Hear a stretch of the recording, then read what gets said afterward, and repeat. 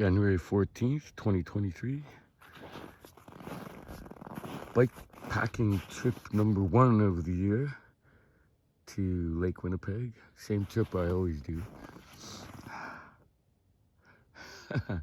What I'm doing here is pretty much unthinkable for just about anyone. This is a 200-kilometer round trip.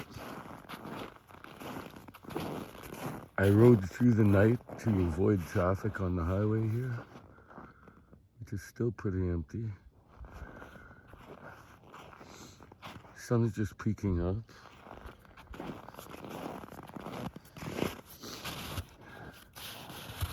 Broke my mirror recently. 66 kilometers in.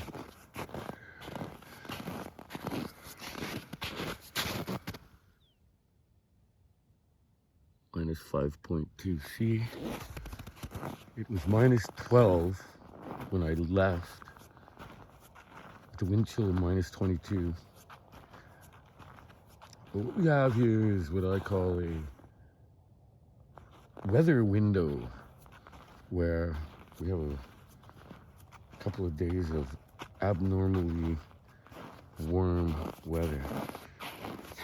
I sewed up this whole carry system and was all excited with this like rear entry zippers here.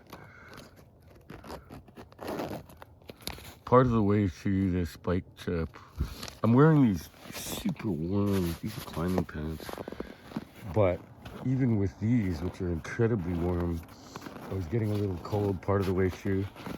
I needed to get in this bag. I don't have to touch anything above it. Just pull this bag out. I grabbed some shorts and put shorts underneath here, which made a huge difference.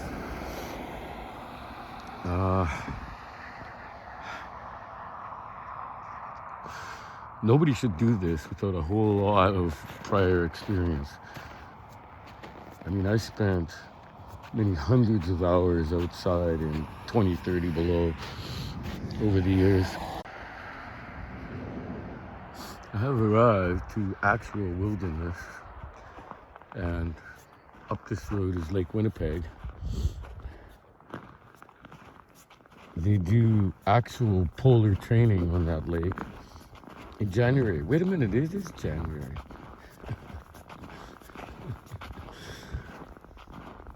So, Mr. Will Steger is a polar explorer from Minnesota, and he's also an inventor. He created these Mukluks at the bottom. Got this really soft rubber on the bottom and a Deore nylon upper. Normally, you don't want to wear these when it's wet, because this stuff will just soak up water. Snow will also stick to them. January 14th, 2023, bikepacking trip number 1 to Grand Beach. Not that there's anything really to see, except for the frozen lake. This is hardcore. Kilometer 100. Next level winter cycling. You can see this is a bay of Lake Winnipeg, and that's a beach under the snow. And out here is a kind of grayish looking stripe across. That's where the ice ended in late November, and the rest was still open water. So now the open water is gone. Everything is frozen, near as I can tell, at least within eyesight range.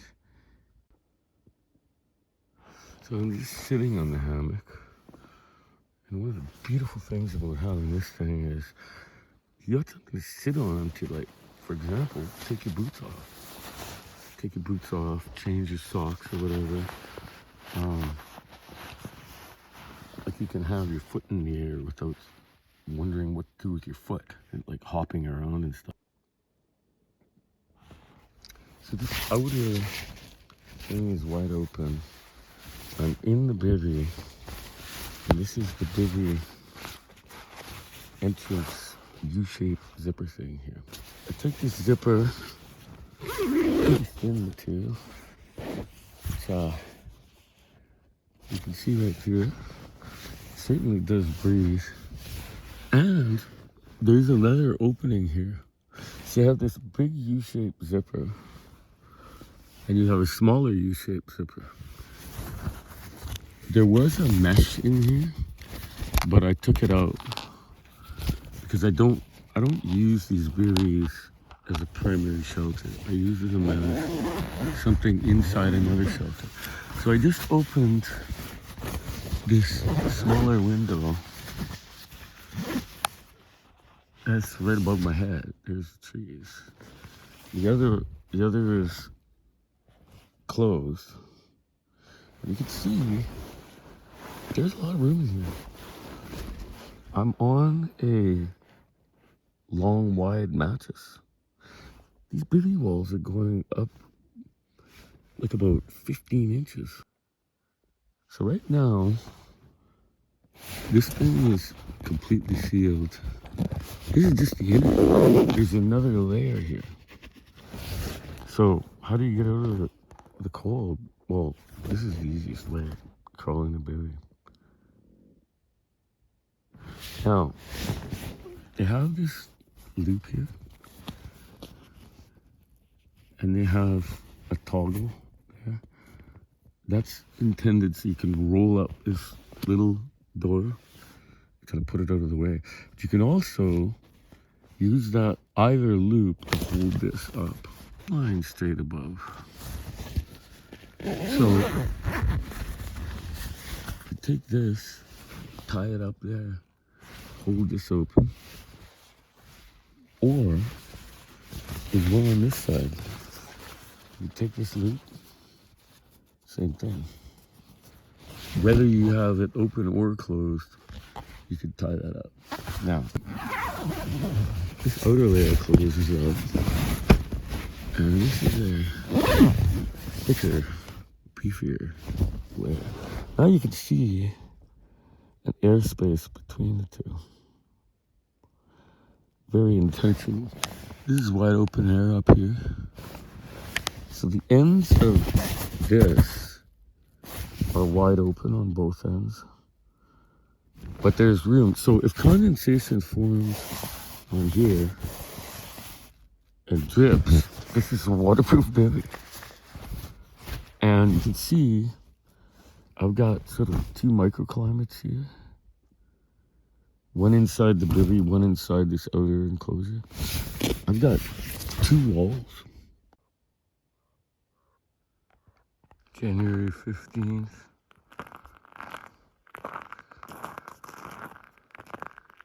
Frozen lagoon adjacent Lake Winnipeg. And all I hear is crows. All I see is crows. Nothing else. I've not seen any other animal yet. Now this is definitely not for, it's for the ride slow, but not too bad. The killer is mornings. In the morning, it's usually the coldest right before the sun comes up. So if you're going to use daylight, you're going out in the coldest time. You are getting up, packing up stuff that's covered in frost and ice, and it is slow motion because your hands get cold. So you do one thing, warm your hands. Do another thing, warm your hands. I warmed my hands about 50 times already this morning. Finally got this all packed up. We got here doggy prints. Curious about the deer. Like, I don't think they hibernate. I guess they abandoned this area as a food source.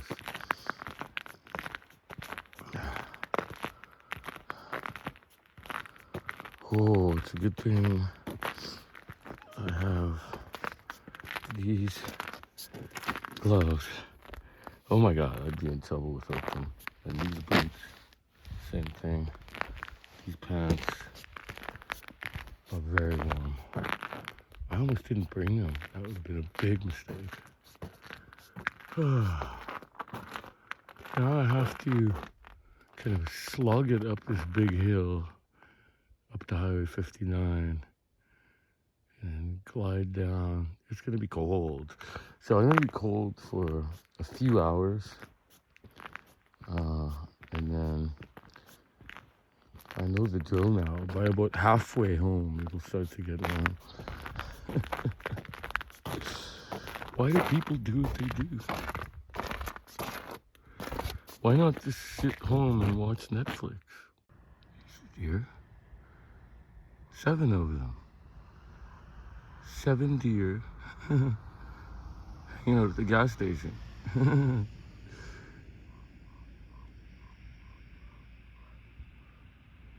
The smallest one got a little spooked and moved a little bit. And then I said, it's okay. And they're just hanging out.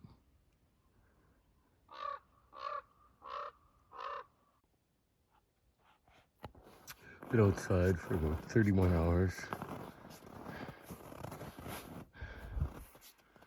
The thermometer currently shows minus 4.3 at 9:30 in the morning. My feet were perfectly warm all night and even in the morning, getting everything ready, not a problem. Get on my bike. 5 kilometers later, I'm walking to get blood flowing to my toes. So it's going to be a slow day. I anticipate lots of breaks. The lonely highway is empty.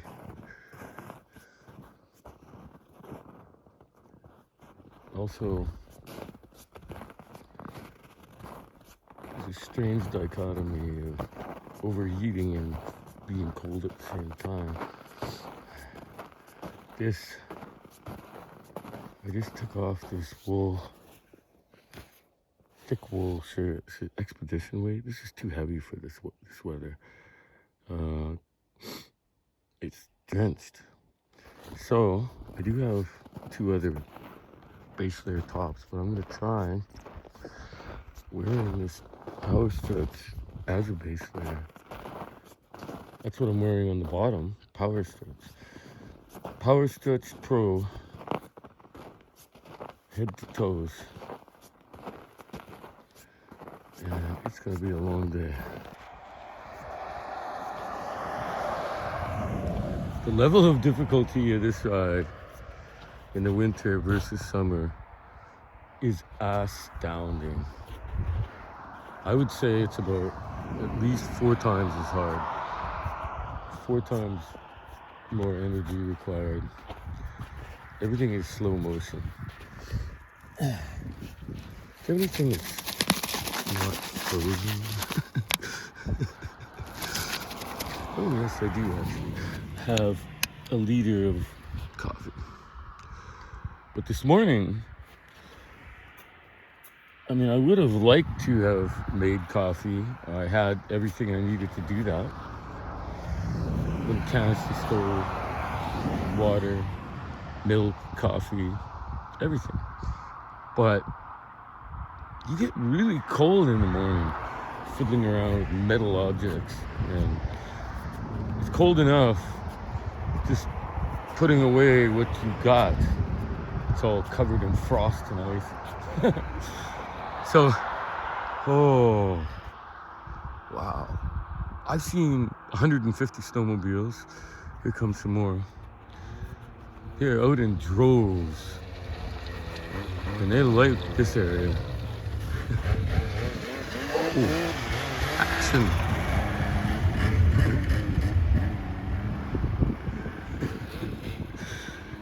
There's like 20 of these snowmobiles at the gas station further up the highway. Whoa.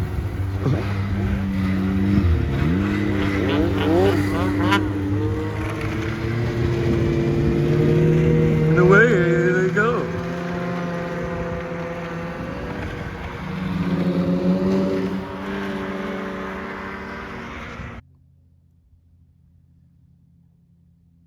Next level winter cycling.